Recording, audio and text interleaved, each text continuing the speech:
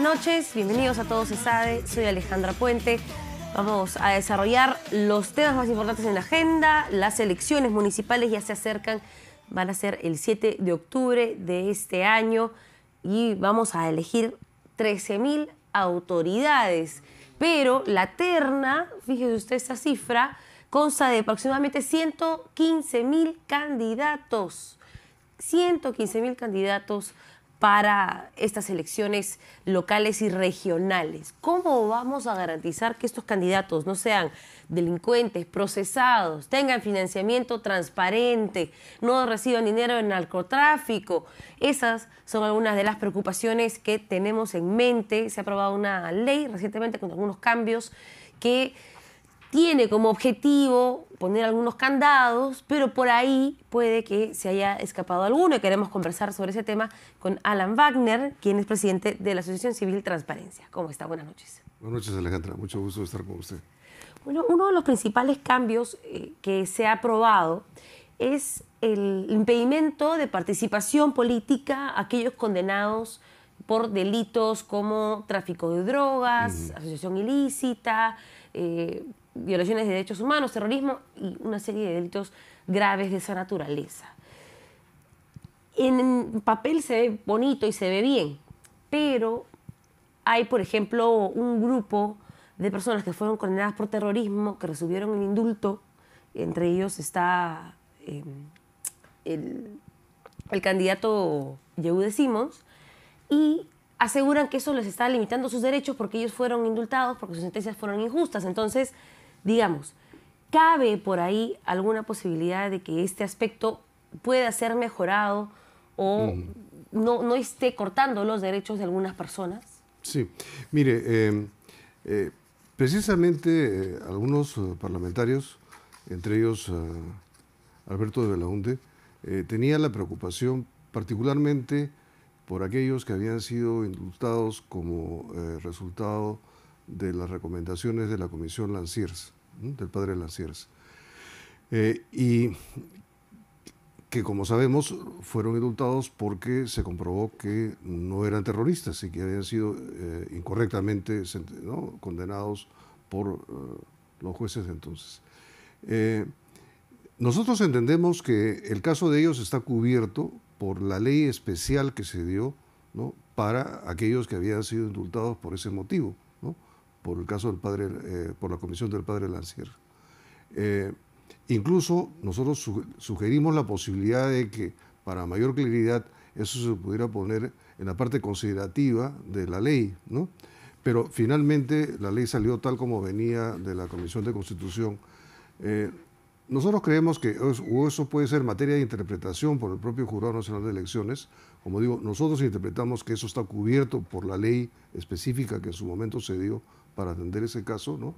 Y si no, pues será motivo de que el Congreso pueda dar algún tipo de medida complementaria, ¿no? Porque efectivamente sí sería injusto de que esas personas quedaran excluidas del proceso, porque esa no es la intención. La intención es que los delincuentes, ¿no?, o sea, aquellos que han sido condenados por delitos de terrorismo, de corrupción, de narcotráfico y de delitos sexuales, ¿no es cierto?, no puedan presentarse como candidatos a las elecciones. Y eso es lo que concretamente se ha aprobado, ¿no? ¿Tiene entonces el Jurado Nacional de Elecciones la discrecionalidad para poder diferenciar en este caso? Nosotros pensamos que sí, porque, como digo, en su momento salió una ley especial para considerar el caso de aquellos que fueron indultados por recomendación de la comisión que presidió el padre Lanciers. Y en este caso, también se han puesto impedimentos en cuanto a la financiación. Por ejemplo, una persona condenada por estos delitos tampoco puede aportar a un candidato y tampoco pueden recibir financiamiento los candidatos de empresas en el exterior o empresas privadas en nuestro país. ¿Se prevén mecanismos en esta ley para garantizar la fiscalización de estos fondos? Mire, ahí hay un problema, y es que hasta el momento la ley permitía que la OMPE estableciera en el curso del proceso electoral, ¿no?, unas fechas en las cuales los partidos políticos debían emitir informes, ¿no?, sobre ingresos y gastos con indicación de aquellos que habían hecho los aportes, ¿no? Lamentablemente eso ha sido suprimido y ha sido reemplazado por una medida según la cual los partidos políticos van a emitir un solo informe, ¿no?, 15 días después de que el Jurado Nacional de Elecciones haya dado los resultados del proceso electoral. Con lo cual, obviamente, se elimina la posibilidad de que la OMPE haga un seguimiento de los gastos, pero sobre todo de los ingresos, para evitar que ingrese dinero ilegal en las campañas, que esa es la principal preocupación que tenemos, ¿no? En la medida en que continúe ingresando dinero ilegal en las campañas, entonces vamos a tener graves consecuencias para la democracia, Entonces, ¿se ¿no? podría decir que hemos avanzado 2 pasos y retrocedido 4? Bueno, Porque si yo no diría que podemos fiscalizar. hemos avanzado en algunas cosas. Por ejemplo, se ha establecido algo que también había sido sugerido por varias instituciones, incluyendo la nuestra, la obligatoria bancarización de todos los aportes que se den. O sea, establecer que no haya, pues, aportes anónimos. Se han limitado también, ¿no?, los aportes por concepto de actividades como polladas y cócteles, etcétera. Pero, por otro lado, no se han hecho avances que habíamos propuesto, ¿no? Por ejemplo, el que si la OMPE detecta que hay ingreso de dinero ilegal, pueda establecer una sanción política y no solamente una multa. Las multas, según los registros que tenemos, no se pagan. Los partidos políticos finalmente no las pagan. Entonces, pero una sanción política excluyendo al candidato al cual se le compruebe que ha recibido dinero ilegal para su campaña, esa sí es una sanción disuasiva, ¿no? Se han eliminado las exclusiones. Sí. Entonces, eso, por ejemplo, es algo que nosotros habíamos propuesto que se incluyera y que va aparejado a lo que hemos conversado hace un momento, que son estos informes que debían hacerse a lo largo del proceso a la OMPE. Por ejemplo, en las elecciones del 2016, la OMPE estableció para que en la primera vuelta los partidos políticos hicieran 4 informes, ¿no?, a lo largo del proceso y uno final. Y en la segunda vuelta 2 informes y uno final, ¿no? Eso, como digo, se ha eliminado. Y realmente que los partidos emitan un solo informe 15 días después de que el Jurado Nacional de Elecciones haya proclamado los resultados de la elección, francamente ya no tiene demasiada importancia, Porque ¿no? a nadie le van a quitar la victoria por encontrar que recibió fondos de una empresa en el extranjero. Claro, porque eso no va a invalidar. mientras la OMPE evalúa esos informes y todo, pues imagínense, ya no tiene mayor sentido, ¿no? Se está anulando el valor de la opinión de la OMPE, se está minimizando la importancia de su rol fiscalizador. En ese punto sí, ¿no?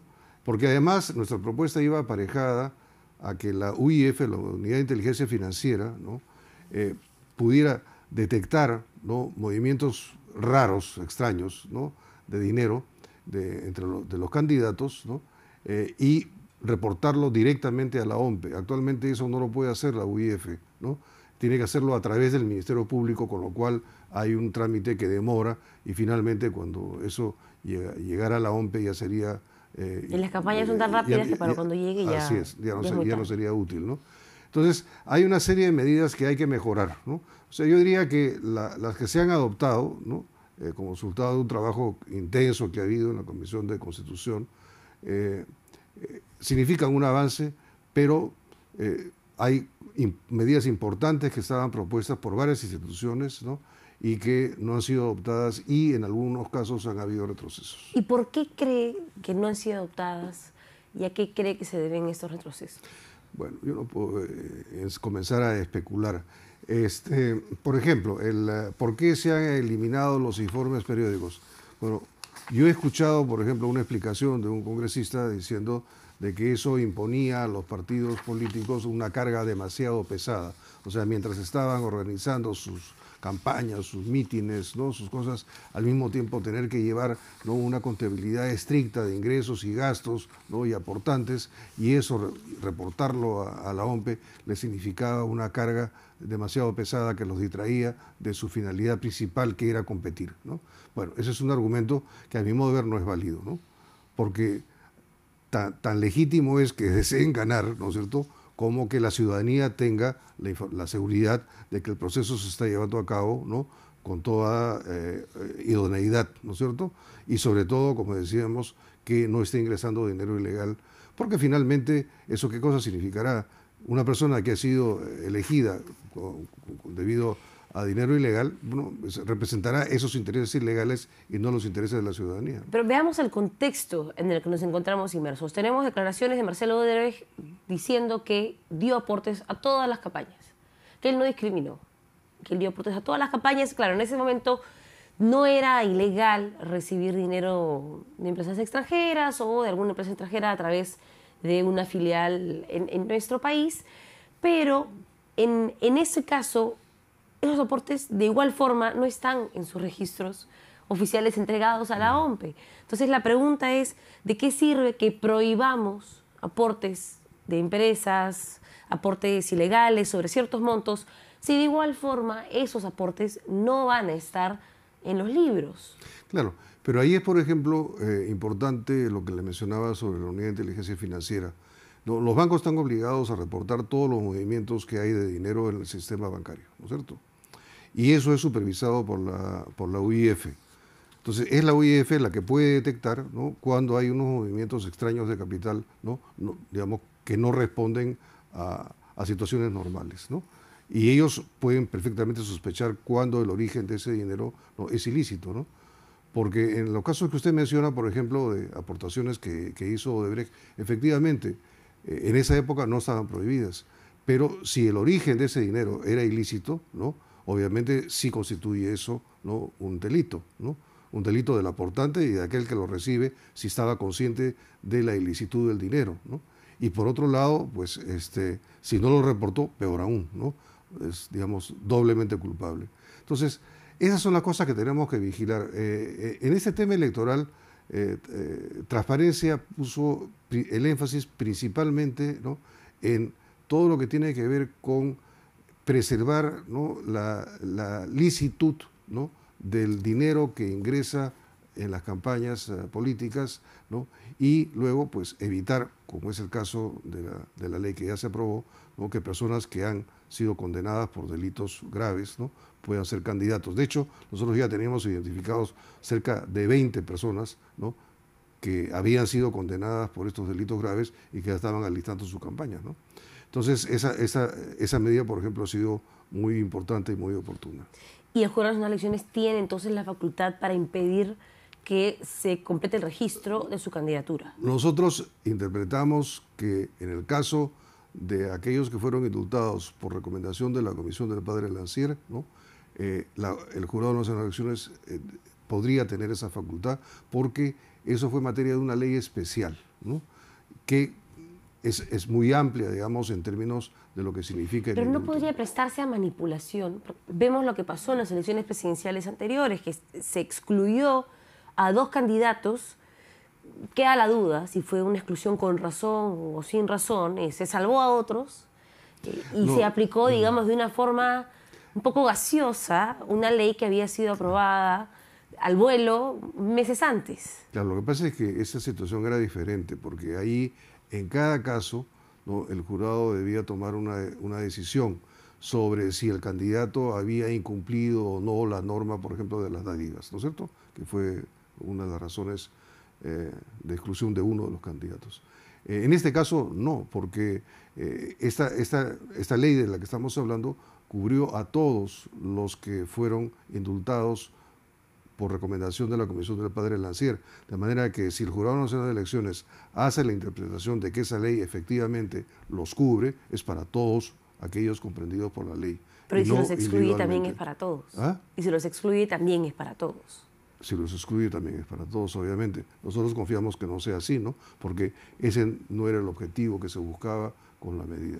Bueno, y ya para terminar la entrevista, ¿cuál, y mientras va cogiendo la galleta, Gracias. ¿Cuál es la proyección? ¿Qué es lo que van a buscar en los próximos meses? Porque ya es muy tarde para aprobar algún cambio para las elecciones locales y regionales dentro de los propios plazos que se han aprobado en esta modificatoria, pero para las elecciones presidenciales, ¿qué es lo que van a buscar que se logre en el Congreso? ¿Qué falta trabajar?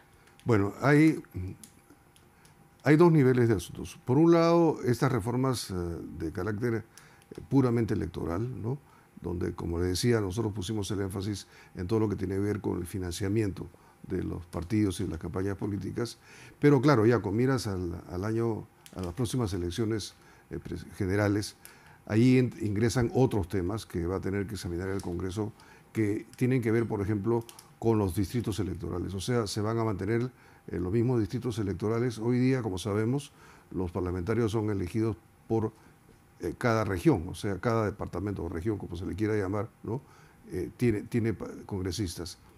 Eso lo que está significando, a nuestro juicio, es una pérdida de calidad en la representación de los parlamentarios, porque imagínense qué capacidad tiene un parlamentario de mantener contacto con sus electores, ¿no? En todo un departamento que tiene, pues, ¿no?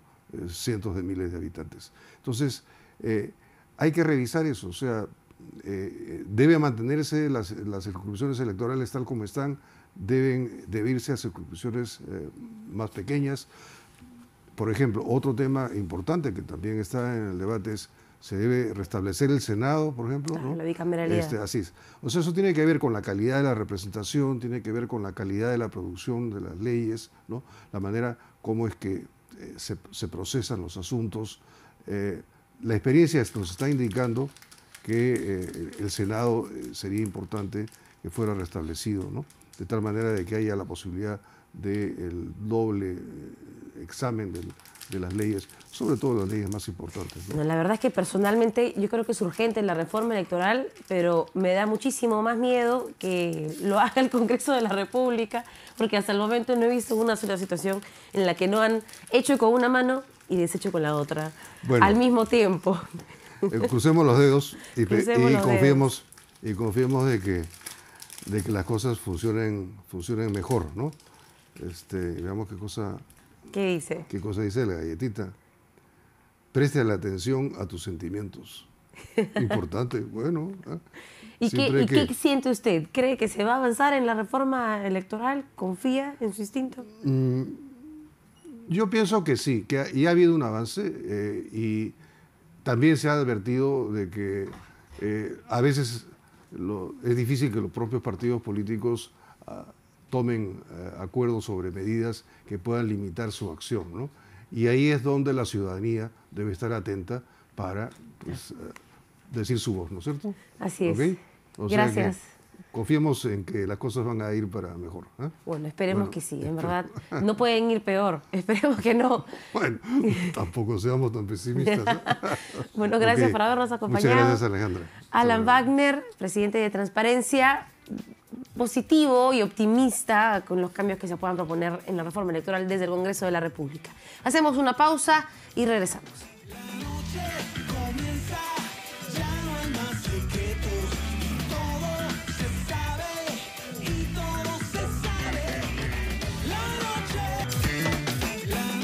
Bienvenidos de regreso a Todo se sabe.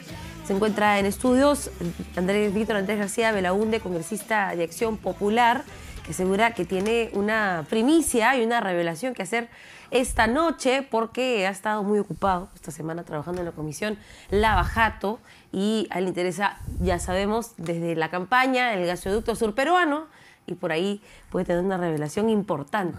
¿Cómo está? No, no hay nada. Todo se sabe y todo empieza a descubrirse casi gradualmente, ¿no? No, estamos empeñados evidentemente en llegar a la verdad. Es complicado y difícil. Hay muchas fuerzas externas que atentan un poco contra la comisión. Hay cambios y recambios dentro de la comisión que también dificulta el trabajo, atrasa el trabajo. La gente está ya empapada en un tema y bueno, sale y entra otra y es volver a empezar un poco, ¿no? Pero digamos que la parte que está aportando usted o ha hecho hincapié es en esta citación al esposo de la congresista de Fuerza Popular Úrsula Letona, José Guzmán Segarra, quien habría sido asesor Ella dice que no legal, pero el señor es abogado, entonces, bueno, no sabemos qué más podría haber asesorado, asesor del gasoducto surperuano. Sí. Y usted tiene sus sospechas bastante pronunciadas sobre ese tema. Bueno, todo lo que es gasoducto huele a mal. El gasoducto empezó con una empresa que la formaron dos practicantes de derecho con 400 soles, y a partir de ahí se inicia todo. Hace la propuesta y se gana la licitación Kuntur con 400 soles, que después van aumentando un poco el capital, y luego ganan una licitación por 1.300 millones de dólares para hacer el gasoducto. Luego dicen que no pueden hacerlo, pero ya habían firmado un contrato con Odebrecht, por lo tanto Odebrecht hereda un poco esa iniciativa, ese proyecto, y luego lo continúa y, oh sorpresa, acaba costando 7.200 millones de dólares. O sea, realmente un milagro inmensamente grande, ¿no? Rarísimo. Empiezas con 400 soles y acabas con 7.200 millones, y involucrando a casi todo el país, y con una obra inmensamente grande que iba a costar más que la ampliación del canal de Panamá. Ahora, todo eso se ha hecho mal, por supuesto que se ha hecho mal, y todo eso ha intervenido Odebrecht. Entonces, todas las personas que han intervenido allí, evidentemente, tienen que ser citadas a la comisión y poder... ¿Y qué tiene que ver en este caso el esposo de Úrsula Letona? Eso vamos a verlo. Él fue citado a la comisión PARI, tengo entendido que se presentó a la comisión PARI, estamos buscando sus antecedentes, y estamos viendo invitarlo esta vez. Parece que fue invitado antes también a la comisión, no sé si asistió o no, pero de hecho, con lo que ha salido vamos a invitarlo. Nos interesa saber qué ha pasado, cuál es su participación, porque... ¿Pero cuál es la información que tiene? Porque algún indicio deben tener, más allá de su nombre relacionado a la empresa. La información es diversa. Es desde que ha participado en contratos, es de que ha participado en un informe legal mediante el cual se descartó al segundo postor en el gasoducto del sur. Bueno... ¿Para el Estado? ¿Ese informe era para el Estado? No, era un informe, sí, para Proinversión, para que Proinversión tome la decisión. Pero claro, esto tengo entendido que ella Úrsula, que me llamó, que tuvo la delicadeza de llamarme y de explicarme, me dice que su marido no participó en esto, que no tiene nada que ver en eso, que él solamente se dedicó a otro tipo de cosas. Claro, pero qué lujo poder llamar a un congresista y explicarle personalmente que no participó, después no lo citan. Porque es colega y nos vemos. Claro, porque es colega y nos vemos en el Parlamento constantemente, así que agarró un teléfono, me llamó, estaba en el Cusco esta mañana y me explicó en buena hora. Nosotros no queremos acusar a nadie, pero sí queremos que la gente vaya y explique cuál ha sido su participación, porque es una obra elefantiásica, es una obra inmensamente grande, es una obra desproporcionada para el Perú, es una obra que se ha hecho empujada por Odebrecht. Odebrecht es sinónimo casi de corrupción. Pues queremos saber... Marcelo Odebrecht dice que alentado por el gobierno de García para asumir Kuntur. Bueno, Kuntur fue durante la etapa de García y se quedó en 1.300 millones de dólares, pero además presentó una carta de fianza que nunca debió devolvérsele, y se le devolvió una carta de fianza a Kuntur de 66 millones de dólares, con un árbitro que decidió eso, el señor Damián Lira. Entonces, cuando Kuntur fue la que dijo, yo no puedo avanzar, le cedo todo a Odebrecht, o ya había hecho un contrato con Odebrecht para que Odebrecht continúe a través de otra empresa, pero siempre con Odebrecht detrás. Odebrecht inicia esto con Kuntur, con 400 millones, y lo termina con 7.200. Odebrecht está en toda la cadena, en toda digamos, en todo el desarrollo del proyecto, desde que empieza con una iniciativa hasta el final, está Odebrecht metido, y con diferentes etapas y modalidades. Bueno, eso está sujeto a investigación, porque ha sido también un negocio o un negociado dañino para el Estado. Y usted que conversa tanto con sus colegas, ¿qué le han dicho? Rosa Bartra se va a animar a citar al esposo de su colega de bancada? Nosotros nos hemos enterado de esto el día de hoy o el día de ayer, hemos tenido esta información. Y lo vamos a plantear en la próxima reunión, que va a ser la próxima semana. ¿Y Vamos si a no plantearla. se No, cita? yo creo que ella no puede oponerse. Además, finalmente es un solo voto. Eso se decide, las invitaciones, las oposiciones o las invitaciones, la aceptación de las invitaciones o las propuestas se deciden en la comisión. Y sí, bueno, siempre por consenso, y cuando no hay consenso hay una votación, ¿no? Es que el reclamo, que también ha hecho su ex colega de comisión, Marisol Espinosa, es que el 70% de los invitados tenían que ver con el caso Interoceánica y que eso demostraba una vendetta al Ejecutivo o un intento de llegar al presidente de la República, y se dejaba de lado la larga lista de más de 200, Bueno. ¿no? 2 listas ahora son, ¿no? Lo de testigos a ver, que nos yo invitaban. respeto mucho la opinión de Marisol Espinosa, por supuesto, pero en realidad lo que pasa es que hay que entender un poco lo que ha pasado. Te metes a investigar un proyecto, una concesión, un contrato, y te encuentras con una serie de sorpresas y al final te vas involucrando mucho más y aparecen más cosas, aparecen más testigos, aparecen más contradicciones y vas metiéndote en esto y encuentras más cosas y se convierte casi en un pozo sin fondo, ¿no? Entonces, ese es el tema. No es que, no creo que haya habido una intención de quedarse un tema, no. Yo creo que hay un tema que nos ha jalado porque nos hemos encontrado con una inmensa caja de Pandora y por lo tanto no hemos podido avanzar más por eso. No creo que haya habido Pero una dicen que no hay intención. coincidencias. Bueno, pero no creo, no creo que esto sea coincidencia, ¿no? Yo creo que esto acá es una cosa que se ha hecho de esa manera. Pero los otros temas también los estamos tocando, por supuesto que sí, pero son 12 temas que estamos investigando, son 12 proyectos, 12 contratos y evidentemente el trabajo es arduo, ¿no? Pero digamos que siempre se da preferencia a la oposición. Mire, nosotros como Acción Popular no tenemos nada que ver con Odebrecht. Inclusive en época de Belaúnde nunca se usó Odebrecht. Belaúnde fue un presidente que construyó mucho el Perú, el aeropuerto, los puertos, las carreteras, autopistas, hospitales, viviendas, escuelas, y nunca usó Odebrecht. No existía Odebrecht. Siempre usó, el Estado trabajó directamente como obra pública, bajo administración, y no hubo quejas de nada. Y fue el gobierno que más construyó por lo menos en los últimos 50 o 60 años.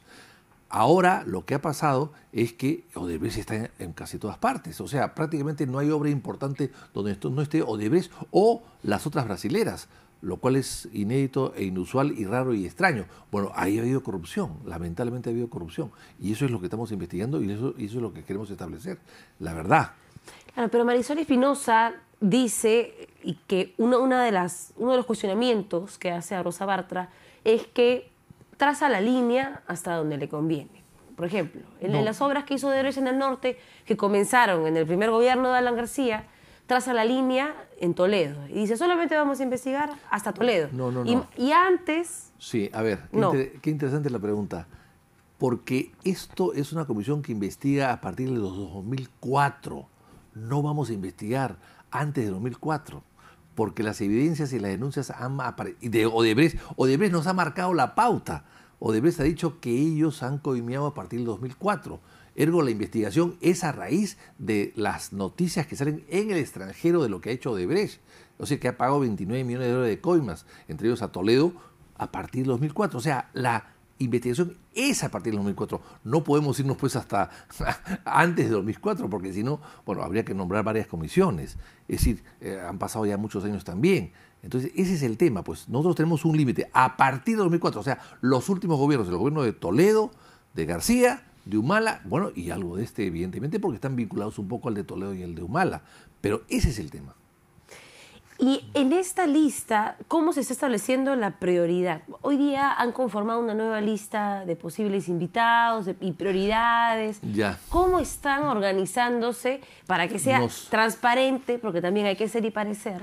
Claro y que no que sí. solamente Claro que sí. se note o se perciba que es una vendetta política. A todas las personas que han sido invitadas y que se han presentado a la comisión y otras que no han llegado a la comisión por algún motivo, de acuerdo a sus declaraciones y de acuerdo a los documentos que hemos recibido, se califican a estas personas de simple testigo, que en fin, ha sido testigo, ha ido, conoce algo y punto, y una calificación diferente a la persona que ha participado de alguna manera. Y esas personas que han participado se le están poniendo en una calidad de investigados. ¿Por qué? Porque necesitamos ahondar un poco en su participación. Y la única manera de ahondar en su participación es levantando su secreto tributario, su secreto bursátil, su secreto de las comunicaciones, su secreto bancario, etcétera. Por eso es que pasan a esa calidad. No son culpables de nada. Nosotros no estamos achacándole absolutamente ningún tipo de culpabilidad. Simplemente queremos investigar un poco más, completar la investigación o completar los indicios que ya tenemos. Se ha insistido, por lo menos Rosa Bartra ha insistido en la intención de querer enviar una citación al presidente de la República para que pueda responder a la Comisión de Lavajato en la hora y el lugar donde él indique. ¿Qué pasa si el presidente se niega a asistir? Bueno, no podemos arrestarlo. No podemos llevarlo de grado de fuerza, eso es clarísimo. Yo creo que es su deber y su responsabilidad hacerlo. Creo que lo va a hacer. Él le ha dicho ya que lo va a hacer. Ha cambiado de parecer, antes se negaba y ahora va a hacerlo. Y además van a ir una serie de su entorno, ¿no? Sepúlveda ya se negó, lo cual es malo. Probablemente estamos haciendo contactos con el Congreso chileno a través de la Comisión de la Alianza del Pacífico, que es común, para ver si el señor Sepúlveda se presenta al Congreso chileno. Nosotros vamos allá y lo entrevistamos, porque es fundamental saber cuál es su participación. Y de otros personajes alrededor de Kuczynski, alrededor de Westfield, alrededor de Fair Capital, que han participado pues, en este tipo de proyectos. Eso es fundamental. Yo creo que él va a ir al final. ¿Está demorándose? Bueno, que se demore, no, apuro no hay. Y si le pone fecha para el próximo año, porque digamos, si Rosa Bartra le dice que ponga fecha y le pone para el 2019... Bueno, podría él hacer una jugarreta y decir, ya yo voy en agosto y en agosto la comisión ya terminó, la comisión acaba en julio, ¿no? Pero en fin, eso ya será responsabilidad de él, ¿no? Y está muy comprometido, sale constantemente informaciones que... ¿Y están gestionando este acuerdo o esta asociación con el Congreso en Chile para generar esta citación? ¿Ya está en proceso? No, hemos pedido que así se haga y vamos a empezar a hacerlo. Aún no se ha empezado. ¿Y cuánto podría tardar ese pedido? No lo sabemos, porque hay que recordar que un periodista habló con Sepúlveda por teléfono aquí, aceptó él una entrevista, viajó a Chile, se pagó su pasaje, llegó hasta su casa y al final no le dio la entrevista. O sea, Sepúlveda puede cambiar de opinión, ¿no? Pero me parece que... pero si lo cita el Congreso chileno, tiene que ir. Exactamente. Esa es una colaboración que vamos a buscar. Es inédita también, pero ojalá que podamos lograrlo. Pero puede decir algo Sepúlveda, porque ya sabemos que la gente va a estas comisiones a decir no, yo nunca, no, jamás. Sepúlveda ya ha dicho algunas cosas. Ha dicho, por ejemplo, que él era un joven trabajador en este tipo de actividades de finanzas, de economía, etcétera, que Kuczynski lo recogió, que Kuczynski lo llevó a Estados Unidos, que Kuczynski le enseñó inglés, le puso un profesor de inglés para que aprenda inglés, y bueno, o sea que le debe muchas cosas a Kuczynski, un poco que es su padrino Kuczynski, ¿no? Entonces, bueno, queremos entrevistar al ahijado, pues, porque el ahijado es el que ha actuado en nombre del padrino en una serie de negocios, en una serie de comisiones, han cobrado $5 millones, en fin, a Odebrecht a través de comisiones, de contratos, de asesorías. Bueno, eso queremos saber exactamente los detalles de cómo ha sido, ¿no? Hay una lista de exfuncionarios del Estado que han pasado, de testigos investigados, sí. En ellos se encuentra René Cornejo, Luis Castilla, Enrique Cornejo, Juan Benítez, Jorge Merino, Javier Sota Nadal, varios. Sí, sí. Y ahí hay inclusive 2 personas ya fallecidas, o una de ellas fallecidas, ¿no? Pero cuando hemos discutido el tema de un fallecido, hemos decidido finalmente también incluirlo, porque queremos saber sus cuentas bancarias, sus cuentas tributarias, etcétera, su manejo financiero, para poder certificar realmente si hay una relación, o hubo una relación, o hubo un pago de por medio, ¿no? Así es que, en fin, esos son los casos raros y extraños, insólitos que aparecen, pero que tenemos que darle una solución. Me han alcanzado una lista de algunas de las personas que podrían estar ahora investigadas y quería que tal vez usted me las confirme, ¿no? Ollanthumala, Nadine Heredia, Susana Villarán están investigados. Sí. Cecilia Milagros Blume, Sillonis, Sí. también está investigada, ella es jefe del gabinete de asesores del MEF.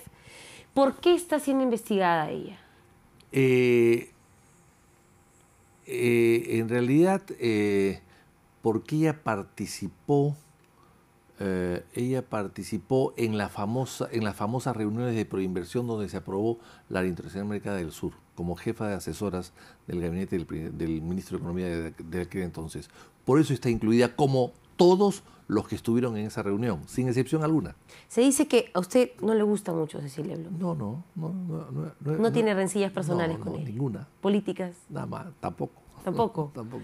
Ah, ya, no sé, pues porque por ahí a veces se cuelan nombres con además, intenciones. además hay que darse cuenta que estas listas han sido proporcionadas por todos, cada cual proponía una persona. Yo no le he propuesto que ella la incluyan.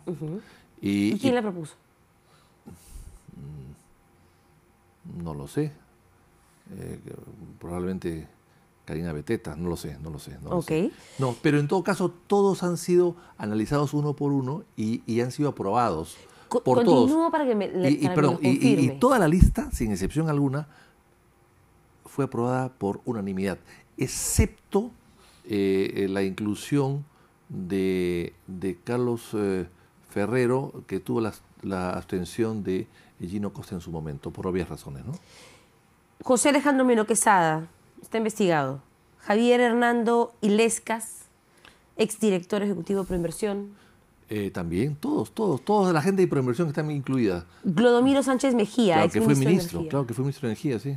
Lucy Giselle Segarra Flores, exgerente de promoción de inversión privada. Sí, en el caso de OAS, ¿no? De Línea Amarilla. Gabriel Prado Ramos, exgerente de Seguridad Ciudadana de Lima. Así es. Anel Townsend. Sí, por el tema Línea Amarilla. Alfonso Felipe Velázquez Tuesta, exministro de Producción.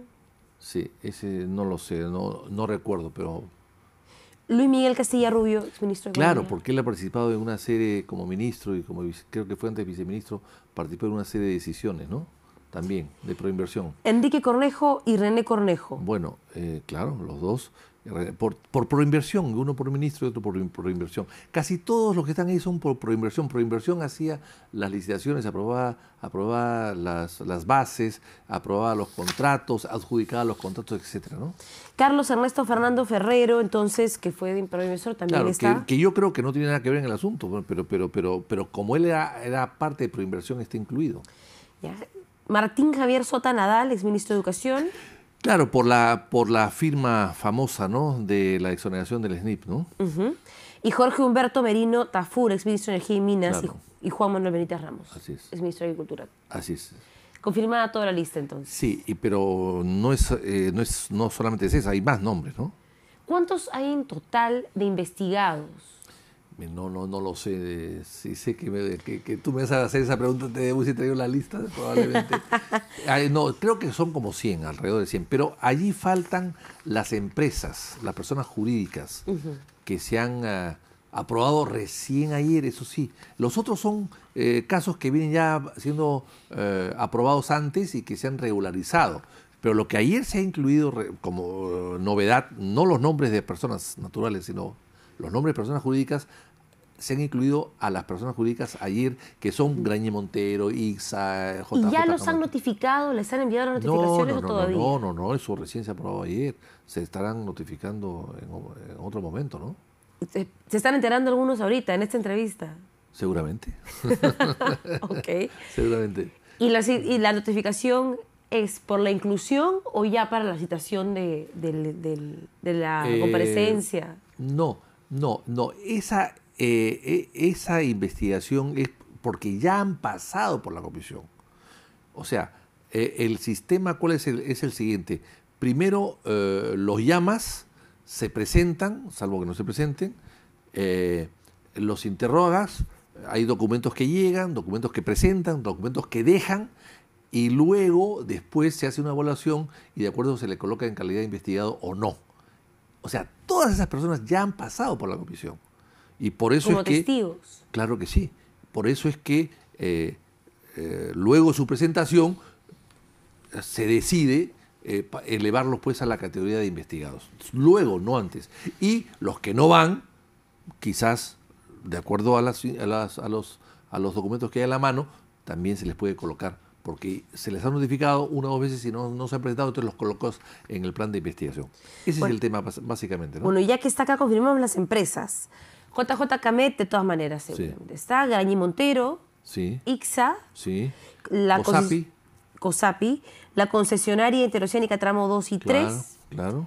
Intersur Concesiones, sí. Andrade Gutiérrez, sí. Camargo Correa, claro.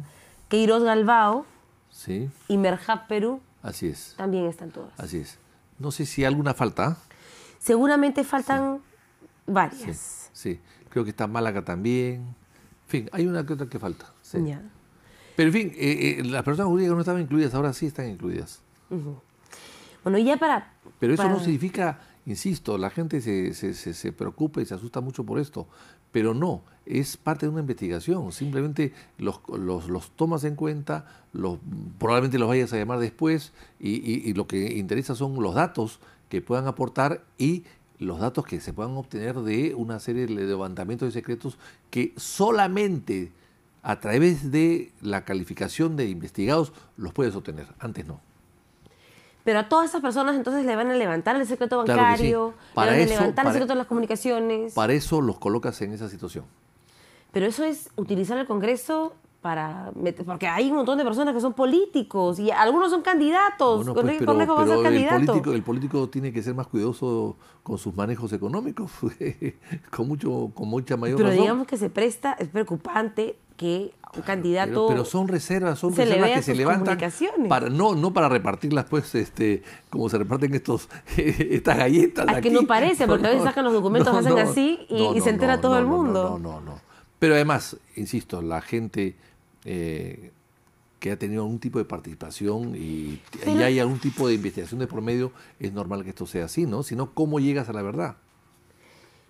Bueno, de igual forma, que el Congreso llegue a la verdad no significa nada porque no pueden haber ningún proceso penal. Claro, nosotros no juzgamos. Y las mismas herramientas tiene el Ministerio Público para que ellos hagan lo suyo. No condenamos, pero evidentemente todo esto después, el dictamen, que esto va a ayudar a hacer el dictamen. En el dictamen pueden incluirse o no a los investigados. Pero ¿cómo quiere que la gente confíe en ustedes si reciben un papelito de lo que pagó supuestamente Odebrecht por asesorías a las empresas del presidente de la República y antes de siquiera analizar el documento lo exponen y le piden vacancia? Bueno, yo no estuve presente en esa reunión. Creo que se entregó ese dato de forma precipitada. Creo que se pudo haber esperado, pero al final, lamentablemente, muchas cosas salen. Pero eso es manejo de la presidenta Rosa Bartra. Los periodistas, o los periódicos, o los medios de información, sacan información todos los días que nosotros no tenemos, o que nosotros tenemos y no hemos dado a conocer. Y todo el tiempo lo hace la prensa. Entonces, y además, información a veces de la Fiscalía o de los juzgados. Entonces, y esos procesos son mucho más reservados, pero sin embargo salen a la luz. Entonces, pero ustedes son congresistas de la República y tienen enemigos políticos y tienen intereses en elecciones, claro, y tienen candidatos y sus partidos están en la contienda. Entonces, claro, digamos que ustedes tienen un poder mucho mayor que el nuestro para poder utilizar esa información en sus campañas. Eso mayor, no lo sé. Digamos, nosotros no nos beneficiamos o ganamos elecciones con esa información. Ustedes son los primeros que van al Congreso a pedir información. Pero está bien, pues ya. Bueno, pero ya, la pregunta es, usted dice que se puede haber manejado mejor la información, por ejemplo, en el caso del indulto, y esperemos que se haga un buen manejo ahora, pero ¿eso recae en quién? La presidenta Rosa Bartra. Y Marisol Espinosa dice, junto con otros partidos políticos, que ella no es la persona idónea para poder llevar con transparencia la investigación. Qué interesante la pregunta. Cuando yo he estado con licencia esos días, por razones que no voy a exponer acá, pero antes de sacar esa información de Westfield, de los pagos de Westfield, primero que ya habían salido en la Comisión Pari algunos de ellos, pero la confirmación que Westfield había cobrado cuando Kuczynski era dueño de Westfield y representante de Westfield y presidente ejecutivo de Westfield y dueño único de Westfield, siendo ministro de Estado, que le había cobrado asesorías, etcétera. Cuando eso sale con aprobación de la comisión. No es una decisión de la presidenta. Ella puede haberlo planteado, pero la comisión aprobó. Entonces se equivocaron todos. Yo creo que fue un poco precipitado. Yo creo que han debido Ya, esperar. pero en este caso, Yo creo que han debido esperar. ya renunció No era el mejor Alianza para el momento. Progreso, Sí. que tenía, digamos, una fuerza con un grupo importante de congresistas dentro del Parlamento. Cada vez se están quedando con menos diversidad política o partidaria, digamos. Eso no le quita legitimidad al trabajo que hacen al tener gente que no quiere participar porque dice que no es transparente. No, porque han dicho que el tema de Marisol es un tema de Marisol y punto. Lo que se ha dicho ahora, Alianza para el Progreso, lo que he entendido que lo ha dicho ahora, es que ellos van a reemplazarla con otra persona. Y finalmente, si no la reemplazan, hay otra bancada que está afuera que también quiere ingresar, que es Nuevo Perú. Y hay varios no agrupados que quieren ingresar. Así es que ese cupo hay que cubrirlo y se va a cubrir. Bueno, ¿qué dice la galleta? A ver, ¿qué dice la galleta? Vamos a ver. Tengo que tomarme anteojos para leer mejor, no equivocarme. A ver, sonríe, te hará sentir joven. Bueno, capaz es un buen consejo. Váyase Claro a la que sí, playa, claro que sí, claro que descanse, sí. porque con la lista de investigados que tiene va a tener mucho trabajo Sí, vamos a hacer seguramente. mucho trabajo, es verdad. Bueno, muchas gracias. Gracias. Por habernos acompañado. Víctor Andrés García Belaunde, de Acción Popular, entonces, alistando sus balas, afilando sus baterías para poder continuar con las investigaciones en la comisión Lava Jato. Ya conoce la lista, algunos seguramente se están dando por enterados ahora, así que vayan preparando sus documentos para sustentar ante esta comisión. Hacemos una pausa, ya regresamos.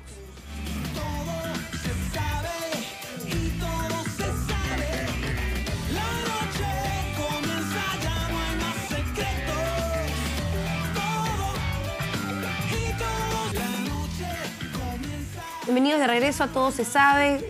Han ocurrido avances en el proceso judicial a este llamado Club de la Construcción y se ha determinado que se va a dar prisión preventiva para por lo menos 5 de los investigados en este proceso. Uno de ellos es el asesor de Transportes y Comunicaciones que ha estado involucrado y ya se encuentra en prisión, ha sido trasladado a un penal para poder cumplir su sentencia. Los otros 4 están no habidos, están con orden de detención y captura, y el 6º ha pedido que se reevalúe porque se encuentra en Argentina y no fue debidamente notificado. Y así avanza entonces este mega proceso. Para hablar sobre el tema se encuentra en el estudio César Azabache, abogado penalista. ¿Cómo está? ¿Qué tal? Buenas noches. Bueno, en este caso pasábamos de una, digamos, se dictó prisión preventiva para estos 2 ejecutivos de Graña y Montero, uno con prisión domiciliaria y los otros 2 de JJ Cabet, y luego en una sala de apelaciones se revocó la prisión preventiva para 3 de estos involucrados y se adujo en esa sentencia que había sido un exceso. Tomar una medida cautelar de esa naturaleza y ahora nos encontramos en este caso con otros empresarios y otra vez se dicta prisión preventiva. ¿A usted le parece que este caso dista del anterior? ¿Es una medida justa? ¿Qué ha pasado? Organicemos un poco la discusión. Hay 2 procedimientos diferentes que van en paralelo.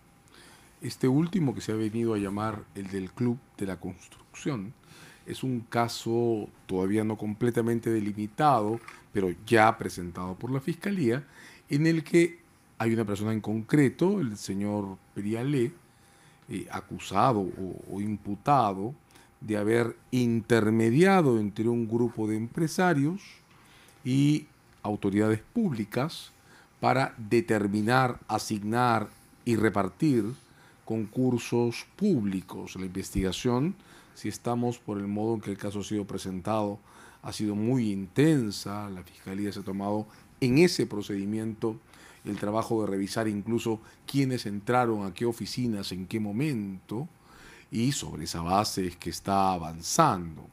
Pero es un caso distinto al que provocó la resolución del juez Concepción de hace algunas semanas, que determinó la prisión preventiva de los que se llamaron los consorciados, los representantes de Odebrecht en el consorcio de las IRSA. Son 2 casos diferentes, a pesar de que evidentemente ambos afectan el ambiente de la construcción, tienen parámetros ¿Y tienen similares distintos. modalidades? No, precisamente tienen patrones de comportamiento diferentes y diferentes ámbitos de circunscripción.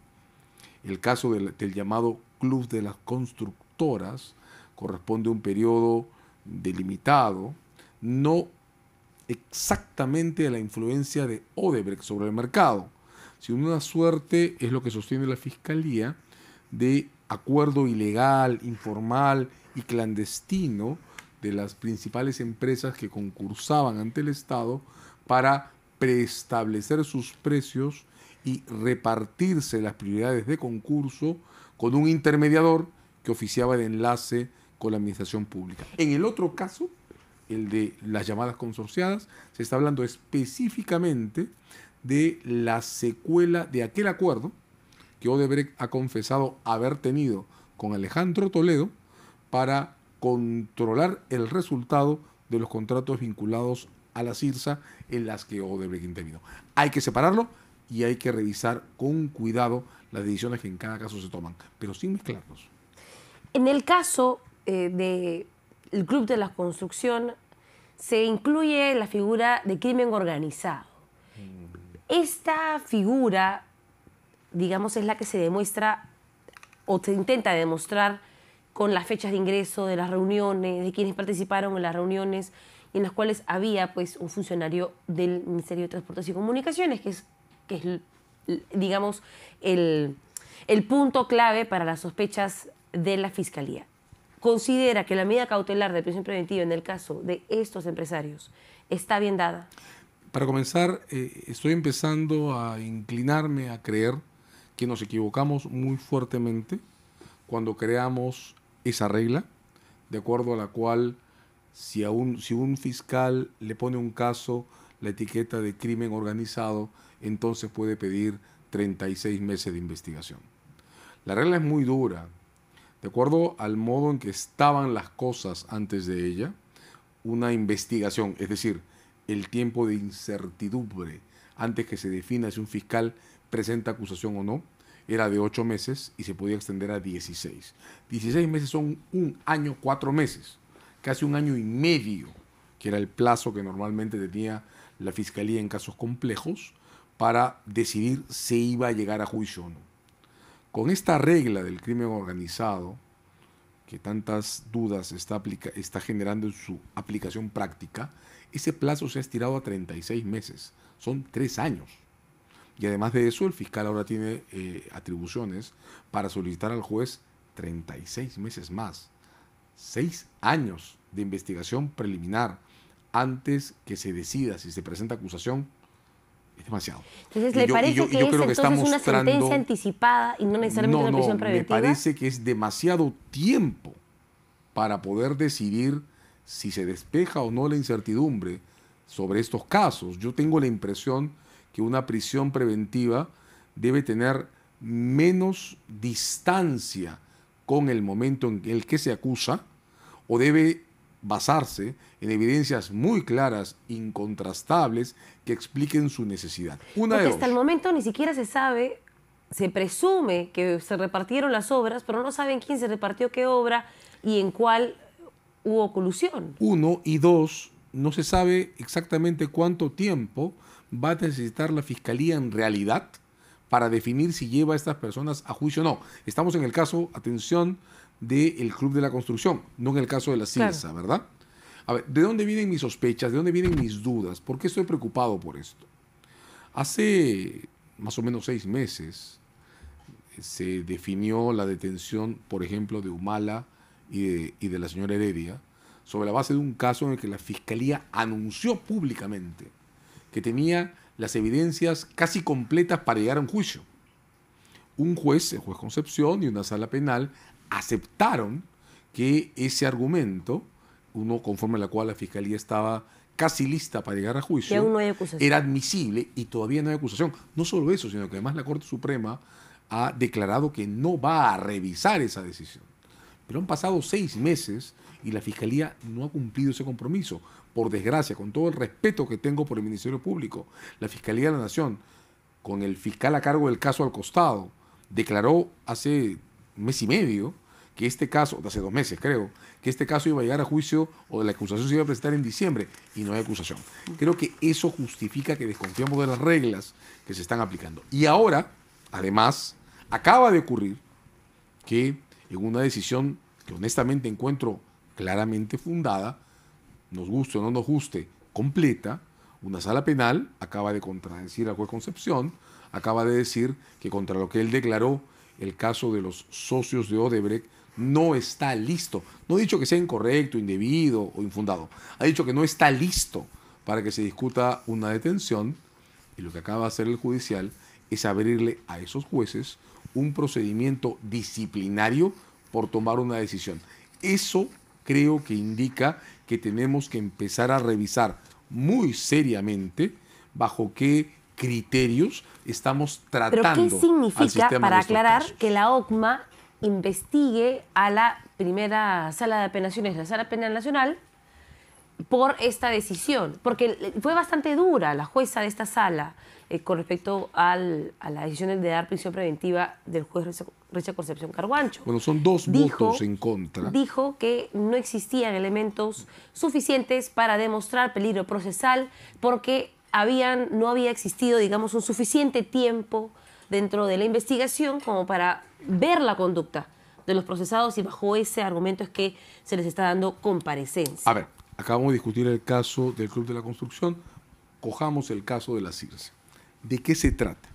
En el caso de la CIRSA, la Fiscalía sostiene que hubo una reunión, no ha dicho cuándo ni dónde, pero sí ha dicho que fue clandestina, en la que Jorge Barata ha reconocido haber informado, eso dice la Fiscalía, a los socios de Odebrecht, que Odebrecht había acordado un soborno con Alejandro Toledo para que Toledo influya en que se entregue a Odebrecht y a sus socios la construcción de las carreteras interoceánicas.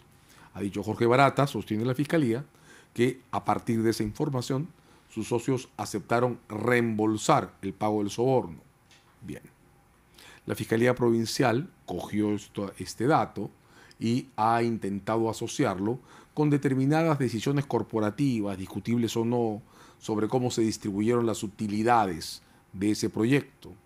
Y sobre esa base, el juez Concepción dijo, esos acuerdos sobre distribución de utilidades son tan extraños que solo pueden ser explicados porque esa reunión clandestina previa se llevó a cabo.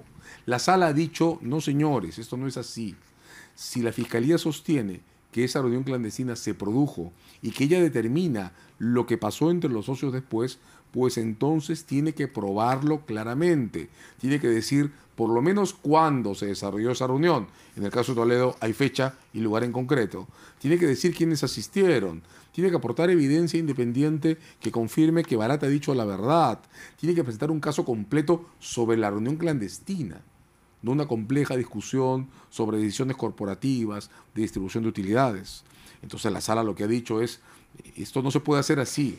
Pero ha sido 2-1 también. Ha sido 2-1. Ha sido como son Sonia Torres y Rómulo Caracaus, todos los que votaron a favor de la libertad, y la Edita Condori, la contra. presidenta de la sala. Un 2-1, que es el modo en que normalmente se toman las decisiones en tribunales penales, porque no se requiere unanimidad. Entonces, ¿cuál es el problema?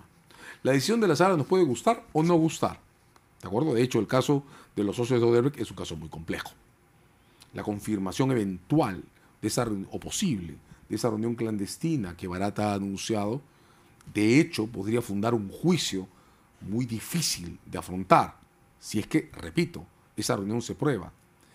Lo que la sala ha dicho es, la Fiscalía no ha demostrado en la audiencia estar lista para probar que esa reunión se desarrolló. La Fiscalía se ha refugiado en un debate muy complejo sobre la razonabilidad de las reglas para distribuir utilidades sin reconfirmar que la reunión se produjo. Hay que probar que esa reunión se produjo. Y esa es una decisión de un tribunal, nos guste o no. Lo que no puede pasar en este país es que por el desagrado que nos provoque la decisión de un tribunal, lo criminalicemos y lo sometamos a inspección disciplinaria. Ana María Aranda, la jefa de la OCMA, no solamente ha dicho, hemos ido a la primera sala penal nacional de apelaciones para revisar la decisión de los jueces y vamos a analizar el caso, sino que ha pedido a la ciudadanía que por favor denuncie cualquier caso de irregularidad y que están atendiendo a esto debido a los reclamos que han suscitado la opinión voy a pública. explicar mi preocupación Para de usted, otra manera. ese tipo de No, argumento... es inaceptable. Imaginemos que mañana, que se va a ver el caso Pativilca, la sala decide que el indulto, la gracia, no se puede aplicar a Fujimori. Si a alguien no le gusta, ¿puede pedir que control interno intervenga? Imaginemos al contrario, que la sala mañana, en el caso Pativilca, decide que la gracia sí se puede aplicar a Fujimori. A los que no nos guste esa decisión vamos a poder pedir que control interno intervenga. Es decir, cada vez que enfrentemos una decisión de tribunales de justicia que no nos agrade, vamos a criminalizarla y vamos a hacer que los jueces sean sometidos a procedimientos de control interno. Esa es la misma razón por la que los jueces del Constitucional... Quiero cerrar la idea. Esa es la misma razón, el mismo criterio por el que los jueces del Constitucional están ahora sometidos a la amenaza de un procedimiento en el Congreso. Y es la misma razón por la que el fiscal de la Nación está sometido también a un procedimiento ante el Congreso. Tenemos que aprender que los jueces de la República y nuestros magistrados tienen que contar con una clara inmunidad para tomar decisiones sobre lo que creen que es correcto conforme a la ley, nos guste o no nos guste, porque los procedimientos judiciales no son cuestiones de decisión por votación, encuestas o mayorías. Un juez de la República tiene que tener el derecho de contradecirnos, porque de lo contrario no es un juez. A menos que se determine que existió un manejo paralelo. Pero eso y es otra cosa. Eso es distinto. Si el órgano de control interno comienza un procedimiento porque alguien acusa de un soborno a un juez o de una manipulación de documentos, entonces tiene sentido que intervenga. Pero este procedimiento se ha gatillado porque el tribunal tomó una decisión que a una muy buena parte de nuestra comunidad, y me puedo incluir en ella, no le gusta. Eso no es apropiado y no es aceptable en términos constitucionales. Con todo el respeto que le tengo al órgano de control interno del Poder Judicial, creo que en este caso se están excediendo inaceptablemente. ¿Y qué está pasando en el Poder Judicial en torno a esta discusión que ha surgido en torno al juez Richard Concepción Carhuancho? Él no quiere dejar, por ejemplo, el caso Toledo. No, pero esta no es una discusión, esa no fue una discusión sobre el juez Concepción. Lo que ha ocurrido en el judicial es que ha habido una controversia muy fuerte. ¿Se quiere dejar sin piso a Concepción Carhuancho? ¿Se le está quitando atribuciones? ¿Se le está quitando sus casos emblemáticos? Desde mi punto de vista, esto quedó ya suficientemente aclarado. Lo que ha habido aquí es una controversia innecesaria, desde mi punto de vista, sobre el modo de organizar dos salas que son sumamente importantes: la Sala Penal Nacional y la Sala Anticorrupción. Desde mi punto de vista, esta polémica se habría evitado si, en lugar de aprobar una norma con rango de ley que creaba la Sala Anticorrupción a estas alturas, se hubiera organizado el sistema dentro del ámbito de la Sala Penal Nacional. Lo que se hizo fue crear dos cabezas que, con razón o sin ella, han estado tratando de reivindicar sus propios fueros. Esto ya fue resuelto, ya hay una expresión pública de disculpas y ya hay un procedimiento destinado a fusionar ambas salas en un distrito judicial y para que único. Traten temas distintos, y los temas de corrupción los va a tratar la Sala Anticorrupción y el resto los va a tratar la Sala Penal Nacional. Dentro de un solo distrito. Pero ¿qué pasa? Tenemos al juez Richard Concepción Carhuancho que, cuando Toledo y sus abogados le dicen: señor, esto es un caso de corrupción y a mí me corresponde ir a la Sala Anticorrupción, el juez Richard Concepción Carhuancho le dice: no, tú te quedas acá. Yo ya radiqué jurisdicción. Sí, claro. ¿Y a usted le parece bien eso? Absolutamente bien. Por una razón básica. A ver, vamos a entender cómo funciona esto, ¿de acuerdo? Toda persona tiene derecho a que nadie manipule ni determine quién va a ser el juez que va a conocer su caso. De eso se trata la regla del juez natural. ¿De qué se trata esto? De evitar toda interferencia, porque la elección e imposición de un juez es una forma de interferencia. Entonces, si yo cometo en ese momento un delito, tengo derecho a que me lleven ante un juez que nadie haya designado profesamente, porque soy yo el acusado. Pero entonces, nadie, a Susana Castellanía nadie la ha designado porque Toledo es el acusado. A eso voy. En el caso del juez Concepción, el juez Concepción tiene los casos que le tocaron porque era competente cuando se propusieron. De modo que me parece muy bien que defina su competencia. Del mismo modo, la Sala Anticorrupción tiene competencias asumidas por una ley desde mi punto de vista, torpemente Pero aprobada, Duverly Rodríguez que ya ha dicho creó su que no competencia. quiere que se sigan mezclando las cosas y que se eso no separe es así. corrupción por un lado Lo que y ha el resto dicho por el otro. Duverly Rodríguez es que hay una ley que crea la Sala Penal Nacional. Y que queda el trabajo, Y lo pues. que ha ocurrido en este tiempo es que ambas salas se han puesto de acuerdo, las disculpas por este impasse absurdo han sido dadas y a lo que hemos entrado ya, a lo que ha entrado ya el judicial, es un proceso de integración de las salas para resolver un impasse que, repito, no veo que nunca haya tenido que ver con el juez Concepción, sí veo que ha sido muy torpemente manejado por desgracia y creo que recién ahora que se está organizando la integración del sistema va a encontrar un punto final de desarrollo. Pero que ya todo está bien. No, todo está bien porque falta algo muy importante. Todavía nos pasa que la Sala Penal Nacional trabaja con una ley que es el Código del 1940, mientras la Anticorrupción trabaja con otra ley que es el Código del 2004 y en consecuencia, por ejemplo, Toledo tiene dos procesos.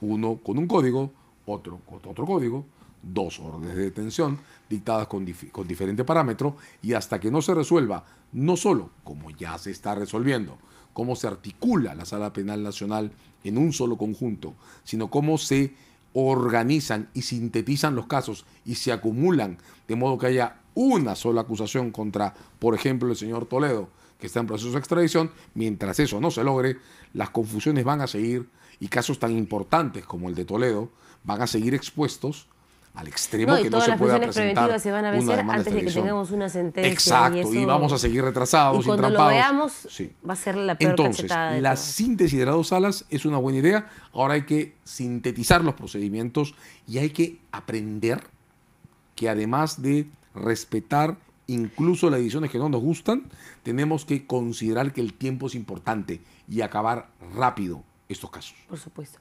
Doctora Sabache, me encantaría conversar este tema toda la noche, pero nos gana el tiempo Y nos ya. toca abrir la galletita. Y para terminar, ¿qué cree usted que va a pasar mañana en el juicio de Pativilca? ¿Cree que se va a decidir procesar a pesar de la gracia? ¿Qué creo que espero? En primer lugar, espero una sala, la conformación funda mis expectativas, que tuve una decisión fuertemente motivada. Eso es lo que espero. ¿Qué querría? Querría que esa motivación respete los estándares constitucionales que están establecidos, que están compuestos por dos reglas. La gracia presidencial, que es una intervención del Ejecutivo en el Judicial, tiene plazos que respetar.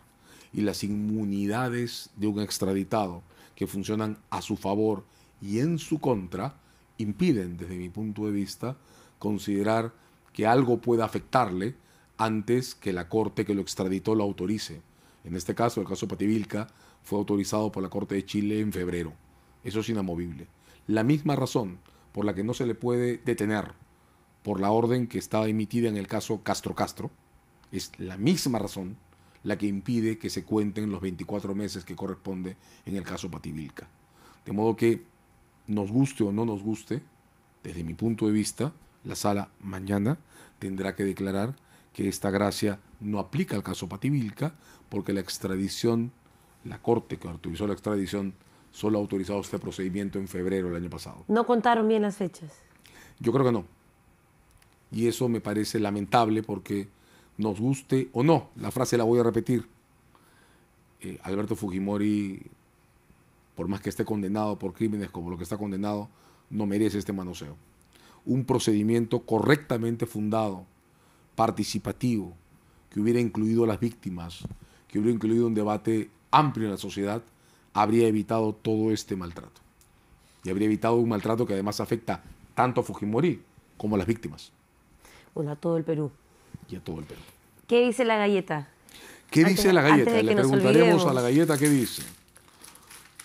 Deberían empezar a considerar entrar al Guantán, al Chaufa o algo más La apropiado. verdad es que para la esas galleta horas de la funciona muy noche. bien. Tiene siempre mensajes muy positivos. Oh, qué bueno. Es momento de aprender algo nuevo. Me toca aprender a hablar chino. ¿Quiere aprender a hablar chino? Supongo, porque no lo sé hablar. Bueno, según nosotros, los que manejan leyes ya hablan chino. Me encantó. Bueno, gracias por habernos acompañado. Encantado. César Azabache, abogado penalista. Hacemos una pausa y regresamos.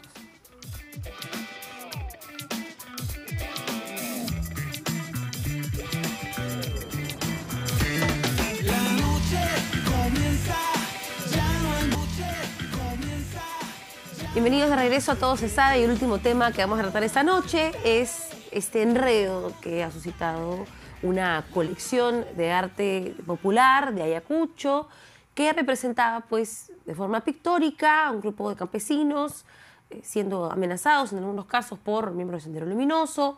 Habían banderas con símbolos de la hoz y el martillo, y esto inició una investigación de la DIRCOTE, pero la información no ha estado del todo clara en los últimos días, y para eso se encuentran en estudio Flavio Calda. Él es el gerente general del MALI, y la curadora de arte contemporáneo del MALI, Sharon Lerner. ¿Cómo están? Bienvenidos. Hola. ¿Qué tal? ¿Cómo estás? Bueno, primero cuéntenos un poco, en esta comedia de enredos, ¿cuál es la historia? ¿Cómo empezó la historia? ¿Cómo ustedes se interesan por esta colección? ¿Qué los motiva?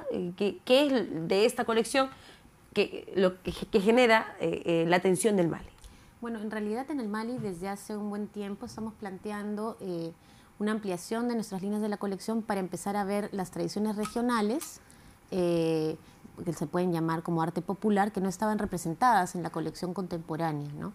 Que es una parte importante de nuestra producción artística reciente, y en ese sentido han entrado varias piezas de distinto tipo, y en algún momento se nos acerca una colega historiadora y nos cuentan que está esta serie, Piracausa, que es una serie muy importante dentro de la tradición de las tablas de Sarwa, y que la asociación que la tenía en los Estados Unidos estaba dispuesta a donarla al MALI para que vuelva al Perú, ¿no? Para que vuelva a su lugar de origen. Que es una asociación además que ha tratado y ha tenido exposiciones en nuestro país antes. No es una asociación improvisada de arte que se fundó ayer con la intención de engañar a la gente y empezar a hacer apología del terrorismo. No. La asociación que hizo, hay que distinguir la asociación norteamericana que coleccionaba, que tenía las pinturas, de la asociación de pintores de Sarwa que hicieron la pintura, ¿no? La ADAPS, la Asociación de Pintores de Sarwa, realizaron la pieza en los 90, y esta pieza salió del país y la tenía en su colección con vida, Popular Arts for the Americas, que es una asociación de Detroit, que la exhibía allá y la tenía, y que decidió que era importante para la memoria del país y para el acervo cultural del país que la serie volviese. ¿Hace apología? No, bajo ningún punto es antiterrorista.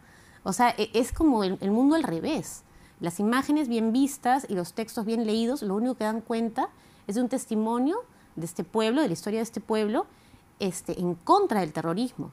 Son víctimas del terrorismo. Entonces es una lectura totalmente distorsionada de las cosas. Es impresionante lo que ha pasado, realmente.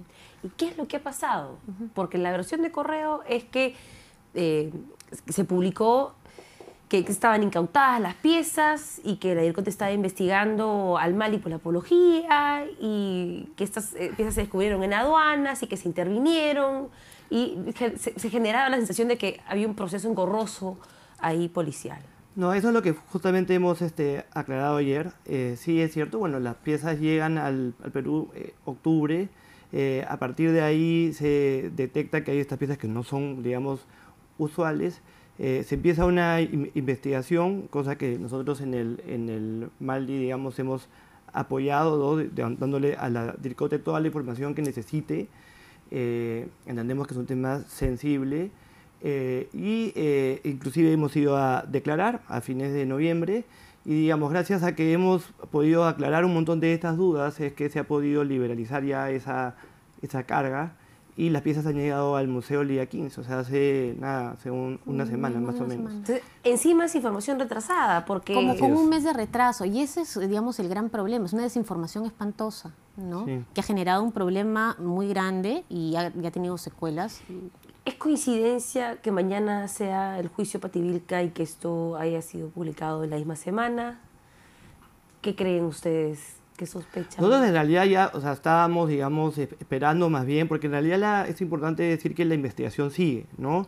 No es que se haya cerrado, y de hecho, hasta que esta investigación siga, nos hemos comprometido a no exhibir estas piezas.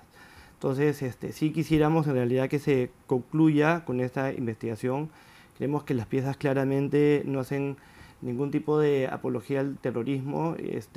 Digamos, si se leen así de manera muy superficial, que es un poco lo que ha estado pasando, ¿no? Es muy fácil ver ciertas imágenes y ver de repente la hoz y el martillo, y la gente puede pensar que lo que está detrás es un mensaje digamos, pro Sendero, pero en realidad lo que están mostrando es el sufrimiento de este pueblo debido, en verdad, a Sendero, ¿no? Entonces, de alguna manera, más bien es bastante conmovedor verlo, y cuando ves toda la serie, más bien te queda claro lo terrible que ha sido el terrorismo y lo que ha sufrido este pueblo, ¿no? Efectivamente, en todo caso es un mensaje contra el terrorismo, más que otra cosa, ¿no? Claramente. ¿Creen que esta ley de apología al terrorismo, específicamente aplicada en el sector de las artes, puede generar una especie de mordaza por miedo a que si intento hacer algún tipo de expresión, así sea en contra del terrorismo, puedo terminar siendo investigado por la DIRCOTE? Hay muchos vacíos en la legislación, ¿no? Entonces yo creo que ahorita, por ejemplo, el Ministerio de Cultura mencionó que iba a juntarse con el Ministerio del Interior para tratarse de una mesa de trabajo para entender cuáles son los parámetros para determinar estas cosas, ¿no? No hay parámetros claros, y ese es el problema. Porque además el arte es complejo. Yo dudo que un policía que debe estar muy capacitado en otros rubros, imagino yo, la defensa, seguridad, armamento, muchas cosas, historia del arte, no estoy segura que haya llevado No, dentro de su aparte carrera policial. hay maneras distintas de contar esto, ¿no? O sea, lo hemos visto en los canales de televisión, por ejemplo, pueden dar documentales explicando un poco el terror, lo que hemos vivido con el terrorismo. Pero para la gente de Sarwa, su manera de contar esa historia, ellos no tienen una isla de edición, pero lo que sí tienen es el arte como un medio para contar la historia, y es solo eso, ¿no? En realidad no es que se esté metiendo la apología. Claro, incluso hay un retablo, creo, en la colección, sí. que es una forma importante, cultural, popular, para contar historias. Claro, habían distintos materiales, estaba la serie Piracausa, o sea, relacionada a las tablas de Sarwa, está un retablo ayacuchano de Nicario Jiménez y 2 textiles de Edwin Zulca, que es un maestro del barrio Santana. Claro, porque también se cuenta historias tejiendo estos textiles, ¿no? Son los formatos tradicionales, pero que, digamos, narran historias de una comunidad. Pero lo grave de esto también es que esa desinformación, porque es desinformación, tiene consecuencias, y artistas que son personas absolutamente valiosas. Primitivo Banán, que es el miembro principal de esta asociación, es amauta de las artes, es premiado por el Ministerio de Cultura, y ahorita, digamos, se habla en esos términos de su trabajo, ¿no? Eso es una responsabilidad bien grande. Se estigmatiza. Se estigmatiza. En este caso, ¿qué es lo que pedirían para poder aportar al debate nacional, para poder educar un poco más en las artes? Somos un país que adolece en educación cultural y artística, eso es evidente, y uno de los propósitos del Mali es precisamente contribuir a que eso no sea así. Capaz, ¿ustedes quisieran hacer una propuesta para poder comenzar a tocar esos temas en otros términos? Bueno, en realidad el rol del museo es educar, por un lado, conservar el arte, proteger nuestro patrimonio cultural y de alguna manera difundir, pero creo que y guardar nuestra memoria, ¿no? Nuestra memoria reciente y nuestra memoria histórica a través del arte. Yo creo que el Ministerio de Cultura tiene que realmente encontrar una manera de poder trabajar con las otras entidades y encontrar parámetros para proteger las artes. O sea, realmente es imposible que no haya a quien atenerse en una situación como esta, ¿no? ¿Han recibido respaldo? Sí, informes Sí, técnicos. bueno, de hecho, el día de hoy también el ministro de Cultura, entiendo, ha salido a, digamos, respaldar claramente la labor del Mali, diciendo pues que esto no es, en opinión de ellos, apología al terrorismo, ¿no? Claro, pero en este caso, personalmente, lo preocupante es el Mali. Es uno de los museos más formales, una de las fundaciones que conserva arte, digamos, más representativas del país, y difícilmente se va a creer que el Mali pueda hacer apología. Pero ¿qué pasa si yo soy un poquito más pequeño? Claro. Si yo soy un artista independiente, si yo tengo una galería en mi pueblo, en Ayacucho, por supuesto, ¿no? ¿Me van a proteger de la misma forma o yo voy a estar a mi suerte? ¿No? No sé si ustedes comparten esa preocupación. Por supuesto, y el Ministerio tiene que trabajar y ver la manera de que eso se solucione en un trabajo conjunto con el Ministerio del Interior, me imagino, ¿no? ¿Cómo han sido estos días para ustedes, personalmente, o manejando esta situación? Bueno, ha sido complicado, pero también entiendo un poco que digamos, no ha habido necesariamente una mala intención de muchas personas que simplemente no conocían la labor del Mali, de repente no habían ido, y de repente simplemente leen una portada que dice que hay una muestra, digamos, prosenderista y entonces dicen, no, pues obviamente uno tiene que estar en contra de esto, ¿no? Es un poco como que la reacción inicial casi como reflejo, ¿no? Entonces es por eso que quizá hemos empezado una etapa un poco más, digamos, pedagógica, explicando. Hoy día hemos en las redes del Mali, en Facebook, en Twitter, hemos comenzado a poner estos dibujos para que la gente pueda ver, no solamente sea nuestro pronunciamiento inicial, que fue, oye, esto no es apología al terrorismo, sino explicarlo para que no quede la menor duda. Y la mayoría de gente que está viendo esto, pues le queda claro que efectivamente no es así. Entonces creo que todavía tenemos una labor pedagógica, que es lo que el Mali hace, ¿no? Básicamente es acercar el arte más a las personas, que no sea una cosa elitista. Lo que más queremos es que el museo se llene de gente, es algo que hemos conseguido cada vez más, y que el arte esté más cerca de todos, ¿no? Que es lo que realmente nos hace más ricos. Bueno, y no por ser un tema difícil vamos a dejar de tocarlo, ¿no? Además, el arte sana heridas, y una de las formas en la que se expresan las víctimas también es a través de este medio. Estamos llegando al final de la entrevista, para que cada uno coja una galleta. ¿Qué esperarían, tal vez, de acá en los próximos meses? ¿Qué lección puede quedar de esto que les gustaría compartir con nuestra audiencia? Bueno, en realidad lo que sería fantástico es que esto se cierre, que podamos exhibir las piezas y que realmente la gente conozca directamente y tenga esta capacidad de sacar sus propias conclusiones, de conocer la historia del pueblo de Sarwa y realmente generar todo un programa público pedagógico, conferencias para que la gente pueda, que todo esto se pueda discutir y estos problemas de regulación también se puedan discutir, ¿no? Que se voltee la torta y cuando acabe la investigación de la DIRCOTE tengamos el Mali lleno para ver. No, no solamente para ver esto, sino en general para ver que haya, de repente hay un montón de gente que se ha enterado que es el Mali ahora, que se ha enterado que hay un museo que tiene una colección, que son 17.000 piezas. El Mali está, digamos, en un proceso de adquisiciones de obras permanentes, en gran medida por donaciones, pero también con un programa de adquisiciones. Probablemente sea la única institución en el país que compra activamente obras, repatria obras de fuera también. Es una labor que hacemos constantemente, no es solamente con estas piezas, ¿no? Y tenemos un programa de exposiciones temporales que también esperemos que la gente vaya a verlas, ¿no? Hemos tenido Nazca el año pasado, ha sido probablemente una de las muestras más populares que hemos tenido, masivas, casi 100.000 personas que han ido a ver la muestra, ¿no? Entonces, sí, es un poco la misión que tenemos, que es un poquito más amplia que solamente esto, ¿no? Claro. Bueno, definitivamente no creo que estén acostumbrados a lidiar con ese tipo de exposición mediática y en estos temas tan sensibles. En verdad, muy valientes al asumir, digamos, afrontar públicamente ese tipo de debates, porque seguramente no están muy entrenados tampoco para...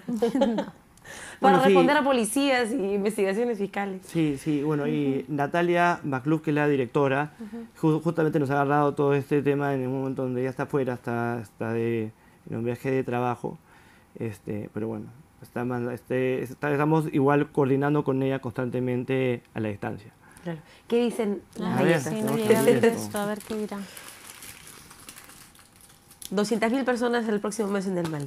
Ay, pues sería más fantástico. Pronto alcanzarás la paz que estás buscando. Ay, qué Hablando de bueno. la paz. De verdad. Qué bueno. Las buenas intenciones no tienen sentido si solo quedan en palabras. Ahí está. Está bien, vamos Bueno, bien. que no queden palabras las buenas intenciones del Ministerio de Cultura y que genere más apertura, una discusión amplia en la que participemos todos. Sí, eso sería Está fantástico. bien. Sería bonito. Capaz hacer una iniciativa en colegios que interpreten ellos ese tipo de obras. Tenemos un programa educativo fantástico. Tenemos un área de curaduría educativa y realmente esa es nuestra misión, ¿no? ¿Verdad que sí? Bueno, que la paz regrese a la vida del Mali, que seguramente pocas veces es interrumpida. Es tan lindo el Mali, en verdad que no imagino que se vea contaminado por estas cosas. A quienes no hayan ido, por favor, vayan, ¿no? Es indispensable. Gracias a ambos por habernos acompañado. Gracias. Bueno, esto fue Todo se sabe. Nos hemos excedido un poquito de la hora, pero vale la pena tocar el tema. Nos esperamos mañana a la misma hora.